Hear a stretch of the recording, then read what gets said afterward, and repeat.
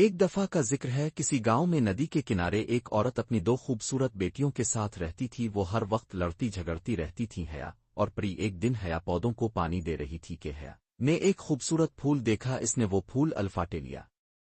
پری بھی وہیں موجود تھی، اس نے حیا سے پھول چھین لیا۔ دونوں بہنوں میں بحث و تکرار کے بعد ہاتھا پائی ہونے لگی۔ اتنی دیر میں وہاں ایک بونا آ گیا۔ اس نے پوچھا، تم دونوں کیوں لڑ رہی ہو؟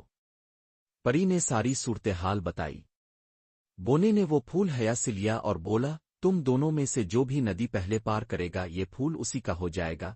پری اور حیا ندی پار کرنے کے لیے جلدی جلدی اپنی اپنی کشتیوں میں بیٹھنے لگیں۔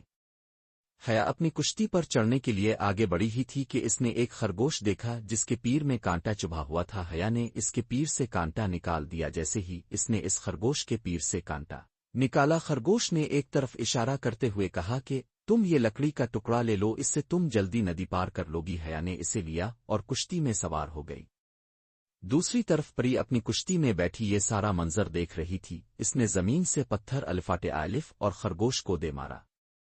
پتھر لگنے سے خرگوش تکلیف سے بلبلا الفاٹے یہ دیکھ کر بونا وہاں آیا اور غصے سے پری سے بولا، تم نے ایک جانور کو مارا ہے، تمہیں پتہ چلے کہ کسی جانور کو مارتے ہیں تو اسے کتنی اذیت ہوتی ہے۔ بونے نے پری کو خرگوش بنا دیا۔ بونا غصے سے وہاں سے چلا گیا۔ حیا یہ سب دیکھ رہی تھی کہ کیسے اس کی بہن خرگوش بنی وہ ندی پار کر چکی تھی۔